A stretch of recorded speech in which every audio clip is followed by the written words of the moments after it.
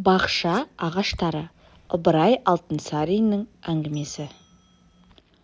Жаздың әдемі бір күнінде таңертең бір төре өзінің баласымен бақшаға барып, екеуі де егілген ағаштары мен гүл жапырақтарын көріп жүрді.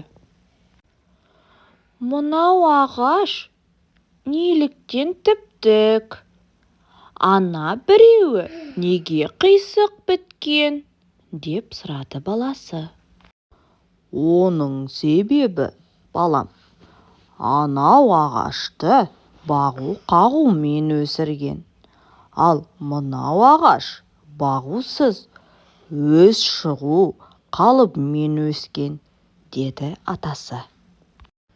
«Олай болса, бағу-қағуда көп мағына бар екен ғой», деді баласы. «Бағу-қағуда көп мағына барында шек жоқ, шырағым. Мұнан сен де өзіңе әбірет алсаң болады. Сен жас ағашсың, саған да күтім керек. Мен сенің қате істеріңді түзеп, пайдалы іске үйретсем, сен менің айтқанымды ұғып, орнына келтірсең, жақсы, түзу кісі болып өсесің. Бағусыз бетімен кетсең, сен де мынау қисық біткен ағаштай қисық өсерсің», деді атасы.